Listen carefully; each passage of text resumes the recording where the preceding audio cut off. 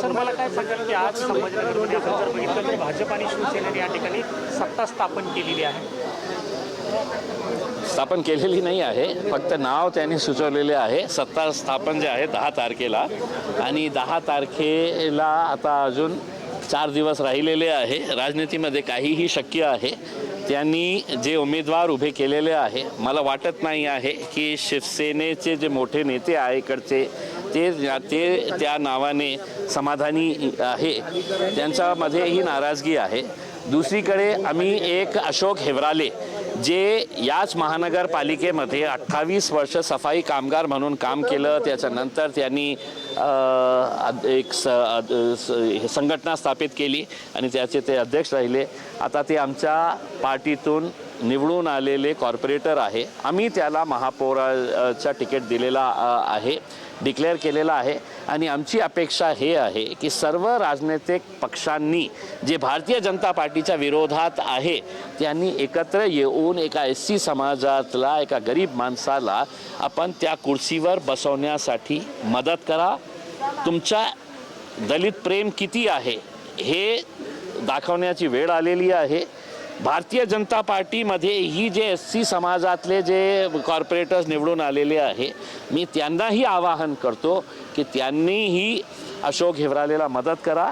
लोकशाहीला बळकट करण्यासाठी अशा प्रकारचा प्रयोग आपण केला तर नक्की त्याचा फायदा किती होईल आणि काय संदेश जाईल या शहरातून हे आपल्याला उपमहापौरपदाच्या निवडून संजय शिरसाट नाराज आहेत, त्यांना काय आवाहन करणार?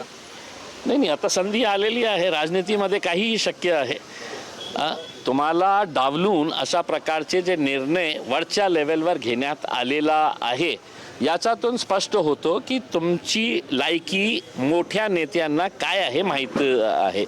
आता भारतीय जनता पार्टीच्या विरोधात जाऊन तुम्ही वारंवार बोलत होते मी SC समाजातला आहे. आता बाबासाहेब आंबेडकरांना मानणारे असेल तुम्ही तर हे जे अशोक हेवराले आहे SC समाजातलं त्यांना मदत करा. डायरेक्टली करता येईल तर डायरेक्टली करा, नाही करता येईल तर बाहेरून तुम्ही त्यांना पाठिंबा द्या आणि त्या कुर्सीवर बसवा त्यांना. तुम्ही असे पण म्हटलं होतं की मी वेळेवर पत्ते ओपन करत, मी असं वक्तव्य केलं होतं की काय आहे की आमची जे बोलणी होती आज आम्हालाही धक्का बसला जेव्हा हे डायरेक्टली त्यांनी उपमहापौरचा कॅन्डिडेट ही डिक्लेअर केला. कारण आमची तर स्थानिक लेवलवर बोलणी सुरूच होती. मग अशा वेळी जेव्हा स्थानिक लेवल काही वेगळी भाषा करत होते आणि वरच्या लेवलवर काही वेगळा निर्णय झालेला असेल तर याच्यातून हे स्पष्ट होतं की इकडच्या स्थानिक नेत्यांना काही मोठे नेत्यांनी मुंबईमध्ये बसून महत्त्व दिले नाही आणि त्यांनी आपल्या मर्जीप्रमाणे कॅन्डिडेट डिक्लेअर केलं. शिरसाट साहेबांसोबत तुमची काय चर्चा झाली? काय चर्चा झाली होती शिरसाट साहेबांसोबत? आता सगळं काही बोलणं राजनीतीमध्ये असं शक्य नाही आहे ना. मी काय बोलतो की स्थानिक लेवलवर काही वेगळी चर्चा सुरू होती म्हणून आम्ही हे निर्णय घेतला होता आणि मुंबई लेवलवर काही वेगळा निर्णय आलेला आहे म्हणूनच मी मला बोलतो ना की संजय शिरसाट साहेब नाराज आहे करके. याचा अर्थ काय आहे की तिथे इकडे त्यांचं वेगळी काही डिस्कशन सुरू होतं आणि एकनाथ शिंदे साहेबांनी त्यांना सगळ्यांना डावलून काही वेगळाच निर्णय घेतलेला आहे. म्हणून ते आता त्यांच्या विरोधात ऑफिशियल कॅन्डिडेटच्या विरोधात आपल्या मुलीचाही फॉर्म भरणार आहे असं सांगण्यात आलेलं आहे. आता तुम्ही शिरसाटांच्या संपर्कात आहात का? शिरसाट तुमच्या संपर्कात आहात का? तर काय आहे राजनीतीमध्ये सगळं पत्ते खोडणं बरोबर नाही आहे ना. मी स्पष्टपणे सांगितलेलं आहे मला जे सांगायचे होते.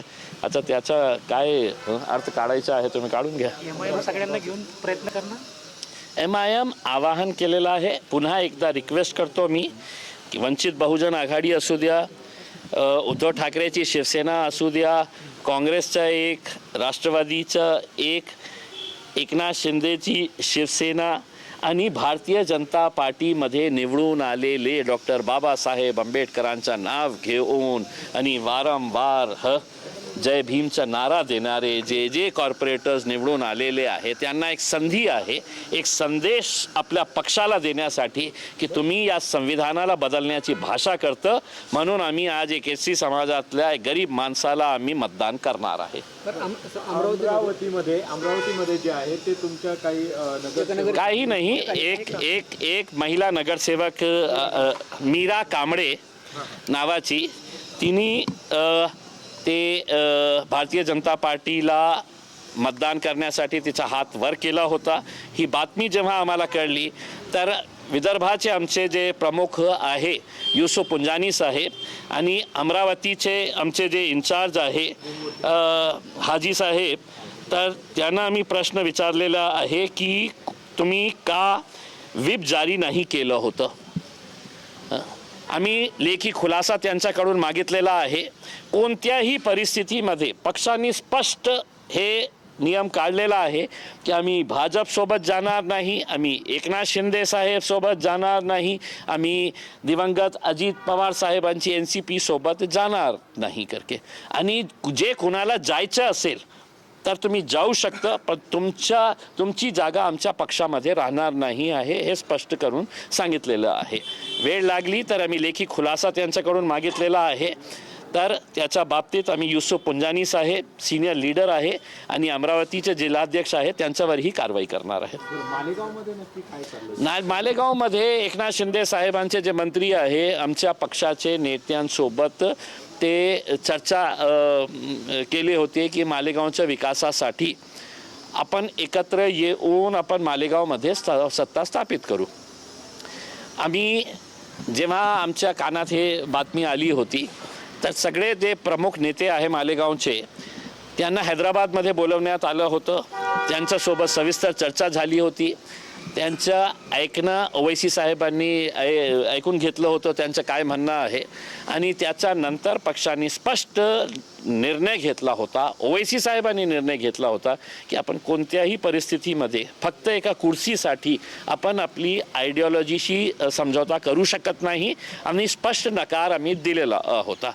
तरीसुद्धा ते वारंवार आमच्या लोकांच्या मागे लागले होते. आम्ही सांगितलं होतं की तुम्हाला जायचं असेल तर जा, तुमची जागा पक्षामध्ये राहणार नाही आहे. आता काल त्यांची मीटिंग झाली आणि त्यांनीही स्पष्ट केलेलं आहे आम्ही जे आहे एकनाथ शिंदेची शिवसेनासोबत जाणार नाही.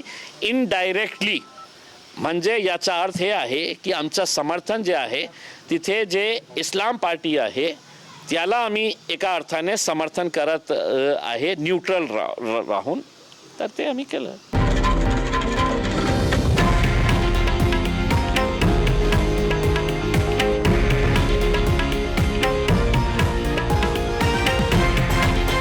हे आहे देशातील नंबर 1 न्यूज नेटवर्क आणि आपण पाहत आहात TV9 मराठी, एकमेव.